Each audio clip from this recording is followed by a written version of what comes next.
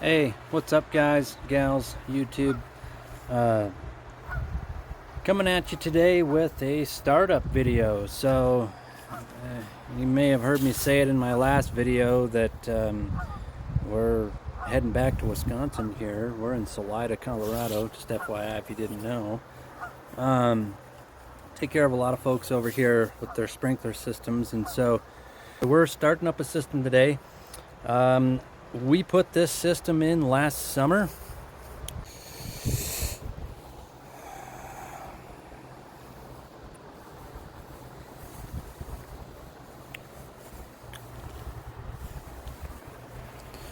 So we're right on the Arkansas River. What a beautiful spot. Man, I'm really gonna miss working out here. And we did make a video, and I'll post it on another day, of how all this is put together. And you can see the trenches that we had. We had all of our lines coming out here and going different directions to service the different areas of the lawn. But today we're going to go over the startup procedures. So if you can find these boxes, and different systems are set up differently, but generally speaking here, with what we're dealing with today, I can see all my boxes. This is great.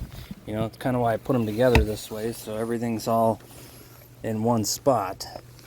The other way that these systems are put together is they'll have a main line running all the way throughout the property, and they'll have little round boxes, kind of like that one, but usually they're even smaller than that. And over time, those can get grown over with grass. These can get grown over with grass. But if you're popping them open every year when you start the system, it kind of prevents, grass from growing in around the edges. You can cut the grass, as needed on an annual basis. It's just good general upkeep. So now that we've got everything popped open, what I'm going to go ahead and show you is the turn-on procedure. Now, I'm not going to say no two are alike, but you're going to see a lot of different stuff out in the field. So this is your backflow preventer. I always tell people it's a brass bell looking thing, perhaps, but backflow, simple enough. What you're going to want to see is 45, 45, 45, 45. All those things are in the 45. Now this thing here, this is our outdoor sprinkler turn on. So this is really great because as a irrigation tech, I don't have to go behind the wall, which is often down in the crawl space, to find the turn on that supplies this.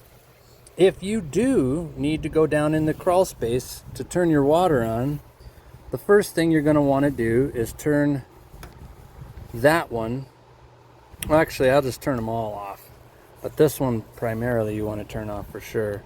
But we're going to just turn all these into the perpendicular. And these are basically little miniature versions of these. They're just little ball valves. And so inline is on, perpendicular is off. Pay attention to the arrow. You'll always find an arrow on these. It tells you the direction of the water flow. So if you're not sure which way it's going, that's always an indicator. So before we turn any water on, we're going to turn all these in the off position.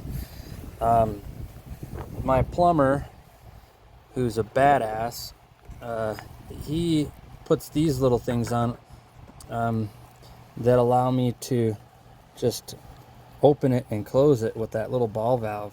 Otherwise, what you commonly see here is a little hex head plug, and that should be left out all winter. And to each his own, But generally what I do is I'll put them down in the box and I'll set them on top of like one of the valves or something. And or wherever you may be able to set it safely so it doesn't get lost. Some people put them in a little plastic baggie and throw them in the box. So put the plug back in here. You might have to put a little bit of thread tape on it. You'll need an Allen wrench to do it most of the time. Once you get that closed up, they have a special key here. This one, the homeowner just leaves it in there. Otherwise, you know, as a tech, I always bring one with me. But lefty loosey, we're going to turn this thing on. I will say one of the things you could possibly run into on one of these outdoor spigots, I've seen it, to where you get a little bit of drip here. If you open it too far, sometimes it'll drip, and you just kind of back it off just a little bit, play with it, and it'll stop dripping. This one's not dripping at all. But if you get a persistent drip, get yourself a channel locks. Channel locks, okay, these are adjustable pliers, and get on that thing and put a little crank on it, tighten it up a little bit. That'll help with any drips that you might have. So now, got the water turned on, whether it's here, whether it's under your crawl space. You come back out. First thing you want to do is turn that on. Okay, you saw it pop, a little bit of water spit out. Okay, that's normal. And I just turned that right on. You don't have to turn that on really slow, just pop it on. Okay, but let me show you what happens when you forget to shut this. You'll turn this on, and that thing will just, well, it sealed itself up. But sometimes this will just sit and gush and gush and gush and gush, and that's because the water is going through the system. And there very well could be a valve either in the open position, or it could be just stuck open from the winter time, or somebody didn't close off something and water's going somewhere. The only way that this is going to stop gushing is if you build up back pressure. So quite simply, to do that, you would do that and it would stop gushing immediately. I'm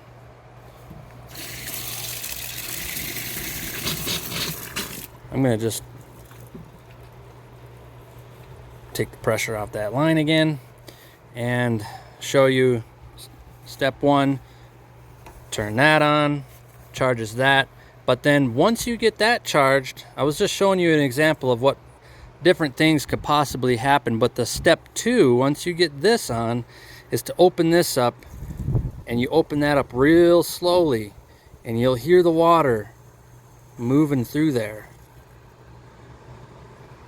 And you want to just slowly, until you start hearing that water to where it's starting to quiet down a little bit, then you can open it all the way. And a lot of times what I'll do is once I have this on, I'll listen.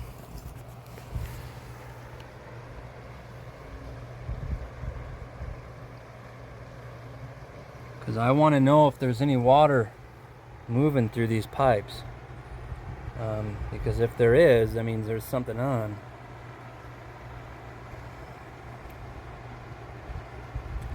And a lot of times what will be on, and the reason why you should pop these open, is because some of them have this little hose bib on the end of the manifold. I had a client last year told me he was having problems because his valve box was all flooded out.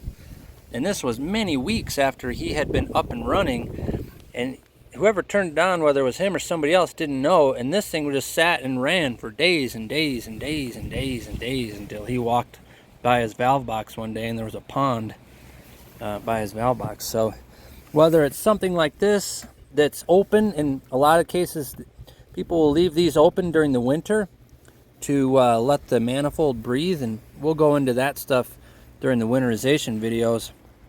But yeah, we're gonna want to check that, you know, all these valves are closed, I don't really have to check them because I don't hear any water moving. So, you know, on these I'm checking these little bleeder. You'll see these little bleeder screws on the top of your valve, and the solenoid. And righty-tighty, lefty-loosey. These solenoids, you go lefty-loosey, that thing will open up. So, not all valves work exactly the same. Concepts are, but the way they look is different. Now this system here is one that we put in. It's a smart system. It's got a meter on here so that it tracks how much water every single zone valve uses every time it runs, and it's good data. Another thing that you want to look at when you are on a well particularly is your filter. And basically this just screws off, and there's a filter inside there. I'm going to cut my water so that I can open that. I'm going to take the pressure off. If you were wondering, by the way, we use this to blow out the system. Show that in another video, but it's nice to have a little hose spigot. Can't use it during the winter when it's shut down, obviously, but so you'll have a filter inside here, and that just screws off. There's a little cap on the top, there's a flush cap, but I'm not flushing this filter today. I'm actually just want to take the filter out and inspect it. And, you know, keep the stuff, you know, clean when you're doing this. And let's take a look. So this is a disc filter. It screens really fine particulates because we have a drip system that we're running here, as well as sprinklers. But this actually looks pretty good. And one little trick I'll show you. I don't really have two hands to work with here, but I've got the water cut off to the system, but I still have the bell charged. So I'll take one of these and I'll crack it open, and I'll use that to just kind of, oh dang, look at that, I'm getting water on my lens. Sweet. I love playing in the sprinklers.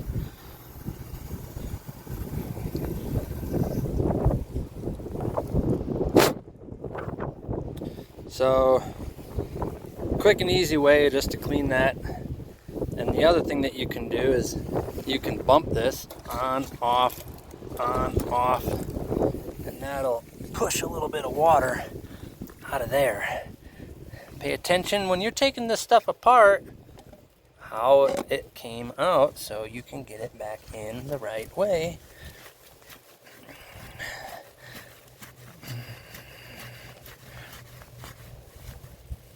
Alright, so now that you know the basic startup procedure,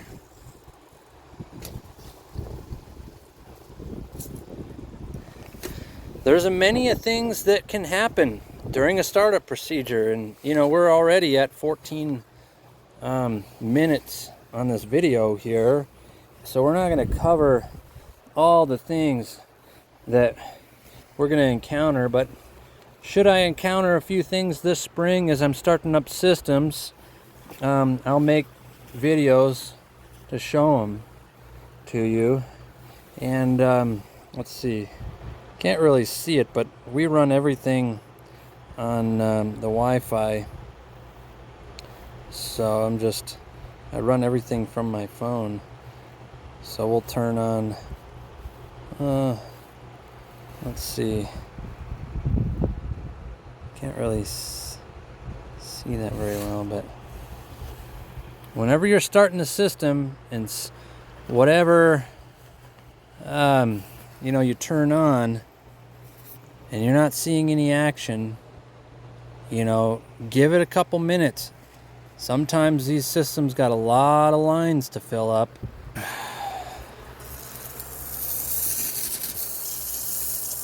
All right. Well, there you have it.